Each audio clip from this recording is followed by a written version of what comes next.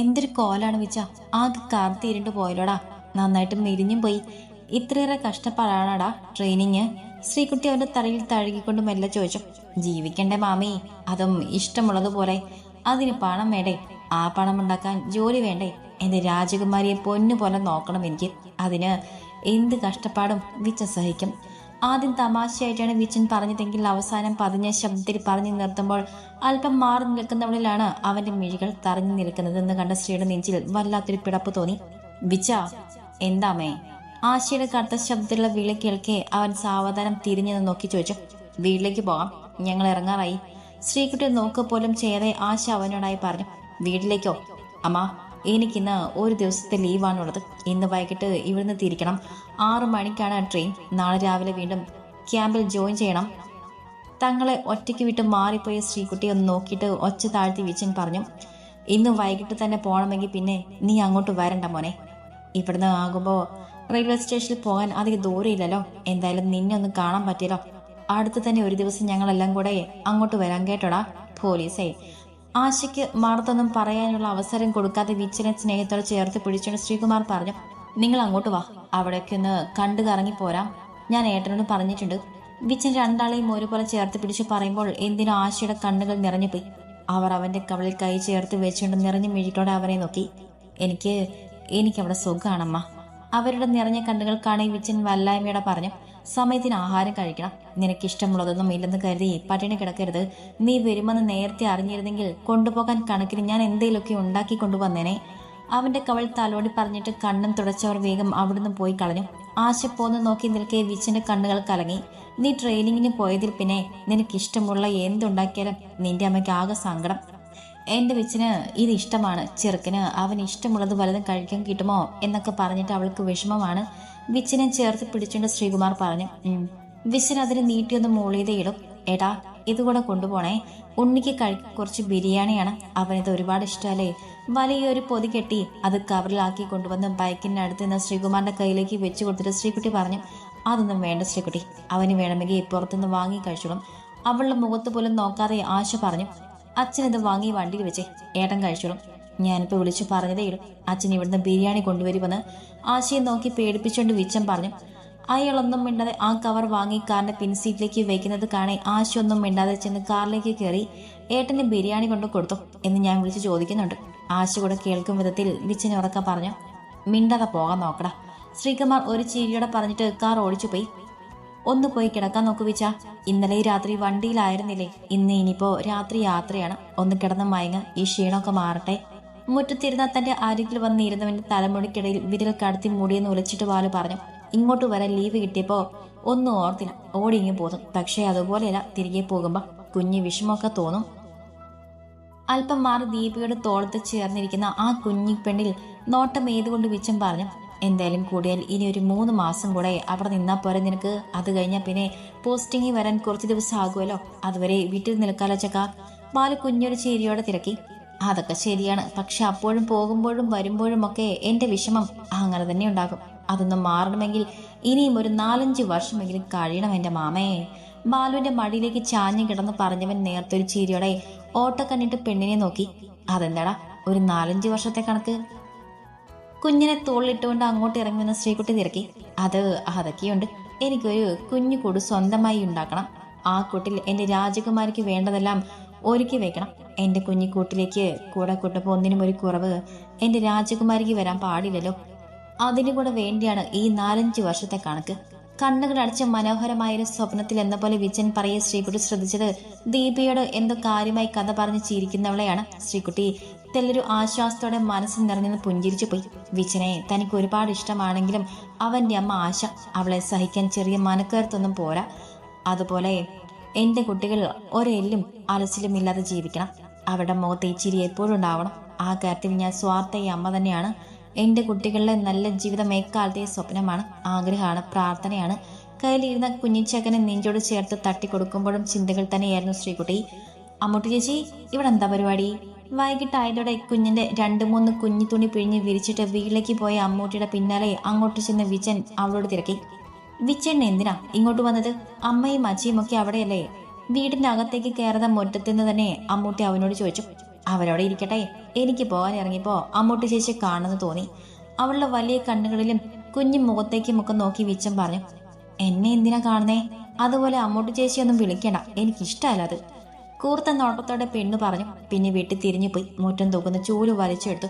എന്റെ അമ്മൂട്ടിയെ നീ എന്നെ ചൂല് കൊണ്ട് തല്ലാൻ പോവാണോ? ഒന്നുമില്ലെങ്കിലും ഭാവിയിലൊരു IAS അല്ലേടി ഞാൻ. പിന്നിലേക്ക് നീങ്ങി വിച്ചൻ പറയുന്ന കേൾക്കെ അമ്മൂട്ടി അവനെ തറപ്പിച്ചത് നോക്കിയിട്ട് മെല്ലെ മുറ്റം തൂക്കാൻ തുടങ്ങി.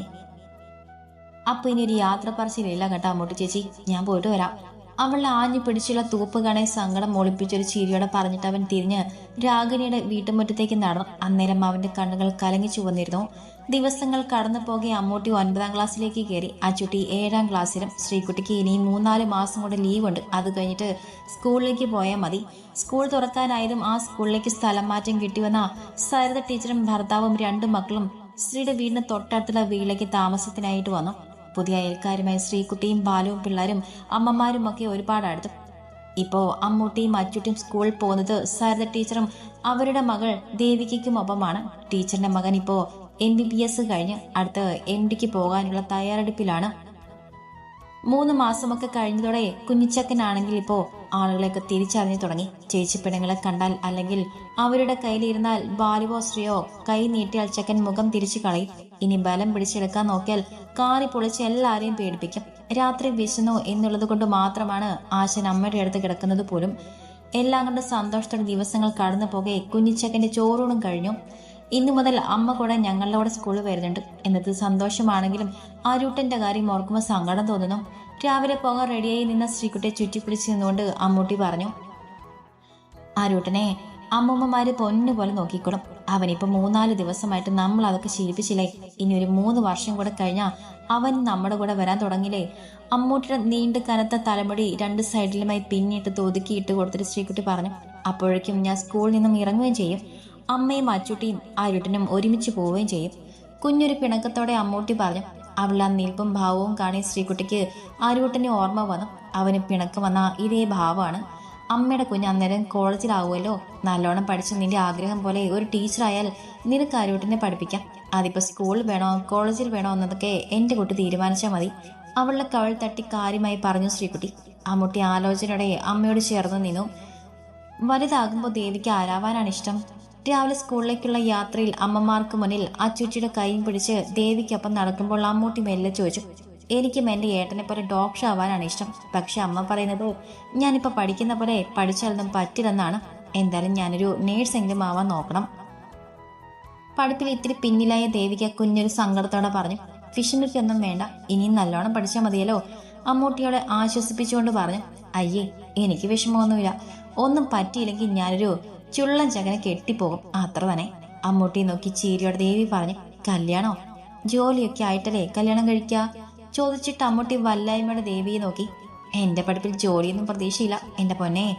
അതുകൊണ്ട് അച്ഛയും അമ്മയും തരുന്ന കുറേ സ്വർണവും പണവും വീടുമൊക്കെ നല്ലൊരു ജോലിയുള്ള ചൊങ്കൻ ചകനം കെട്ടി വീട്ടമ്മയങ്ങ് കൂടും, അത്ര തന്നെ. വലിയ കാര്യം പോലെ ദേവി പറയുന്ന കിളക്കി അച്ചുട്ടി ചേച്ചിക്കുട്ടിയെ നോക്കിയെന്ന് ചിരിച്ചു. ആ ചിരിയിൽ ഒളിഞ്ഞിരിക്കുന്നത് പുച്ഛമായിരുന്നെന്ന് അമ്മൂട്ടിക്ക് മനസ്സിലാവുകയും ചെയ്തു.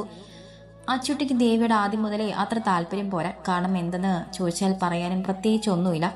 ഇതുപോലെയുള്ള വർത്തമാനം കൊണ്ട് കൂടെ ആവാം ആ താല്പര്യമില്ലായ്മ. എന്നാൽ ദേവിയുടെ സഹോദരൻ ദർശനോട് വലിയ കാര്യമാണ് താനും. അവൻ പറയുന്നതൊക്കെ കേട്ട് ഞാനും ഒരു ഡോക്ടറാവും, അതും കുട്ടികളുടെ ഡോക്ടർ എന്നാണ് ഇപ്പോൾ അച്ചുട്ടി പറഞ്ഞു നടക്കുന്നത്. അതൊക്കെ ഓർക്കി അമ്മൂട്ടി സ്നേഹത്തോടെ അനിയത്തി ഒന്നുകൂടെ ചേർത്ത് പിടിച്ചു നടന്നു.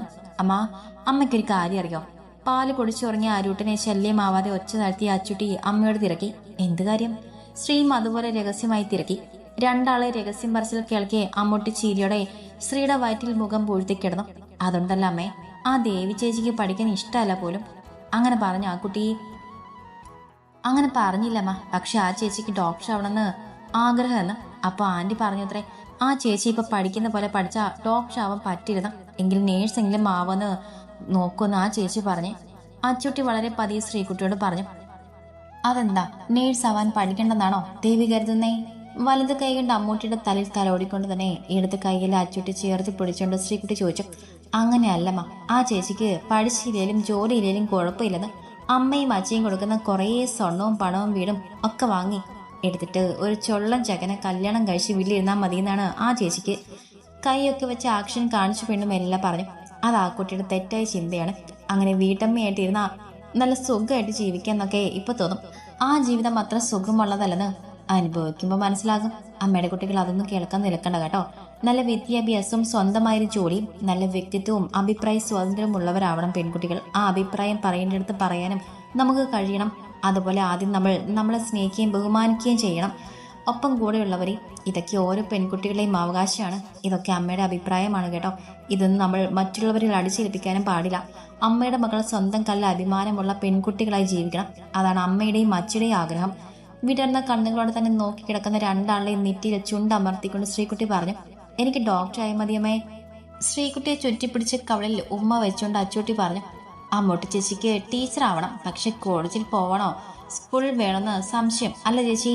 ഒരു വശം ചെരിഞ്ഞു ആരോട്ടിനെ പൊതിഞ്ഞു പിടിച്ച കണ്ണുകൾ അടച്ച് കിടന്നവൾ അച്ചൂറ്റിയുടെ ചോദ്യം കിളക്കെ അങ്ങനെ തന്നെ കിടന്നിട്ട് പതുക്കി ഒന്ന് ചിരിച്ചു.